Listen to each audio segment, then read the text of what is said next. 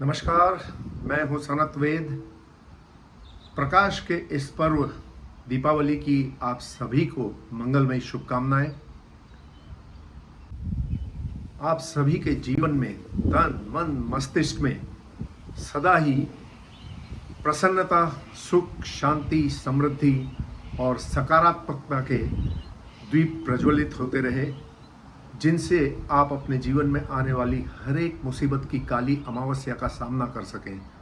इस दीपावली में आइए कुछ नया करते हैं। अपने आप में कुछ छोटे बदलाव लाते हैं, ऐसे बदलाव जिन्हें लाना बहुत आसान होगा, परंतु आने वाले समय में शायद मेरी और आपके द्वारा की गई ये पहल एक प्रथा बन जाए और समाज में सभी को इसका लाभ मिले। आपने देखा होगा हमारे समाज में एक ट्रेंड सा बन गया है। कोई भी उत्सव हो, कोई भी त्योहार हो, उस त्योहार के नाम के आगे हैप्पी चिपका देने का और फॉरवर्ड करते जाने का। Happy Diwali, happy Holi, happy Raksha Bandhan, happy Dussehra. यहाँ तक कि कुछ दिनों पहले किसी ने मुझे मैसेज भेजा था, हैप्पी श्राद्ध। क्या है ये सब? एक रोबोट की तरह, बिना किसी फीलिंग्स के, बिना किसी संवेदना के, बस जस्ट सोशल मीडिया पे मेरी पोस्ट सबसे पहले जानी चाहिए। उसकी होड़ में कौन सा त्योहार है, क्या है, उसकी कोई डीप में जाए बिना, उसे कुछ समझे बिना, बस हैप्पी लगा के चिपका देना है। साथियों, इस प्रथा को हमें रोकना होगा कहीं पे भी। जैसे कि आप हैप्पी दिवाली ना कहकर हमारी अपनी भाषा में दीपावली की शुभकामना या ऐसे किसी प्रकार के शब्दों से एक दूसरे को ग्रीट करें, तो उसमें फीलिंग्स भी ज़्यादा आएगी, उसमें एक अपनापन होगा, एक ऊष्मा होगी जो आपको भी अच्छी लगेगी, सामने वाले को भी अच्छी लगेगी।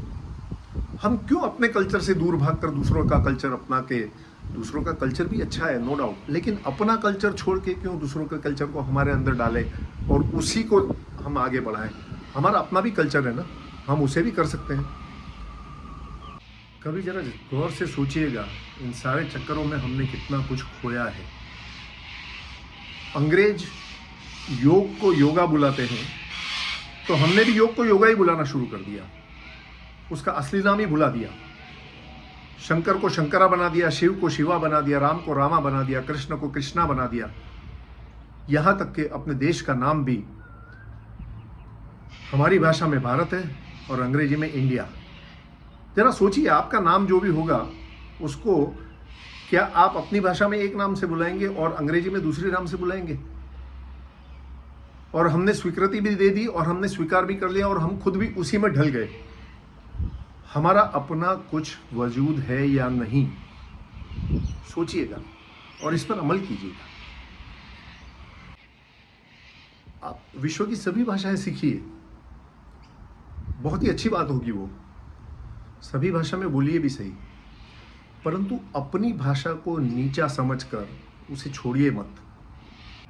एक बात और मैंने नोट की है, व्हाट्सएप पर लोग मैसेज डालते हैं तो अंग्रेजी नहीं आती है, फिर भी टूटी फूटी अंग्रेजी में वो मैसेज डालते हैं, परंतु अपनी स्वयं की भाषा में मैसेज लिखने में उन्हें शर्म आती है शायद। और शायद ऐसा भी होता होगा कि मैसेज अपनी भाषा में वो टाइप नहीं कर सकते होंगे।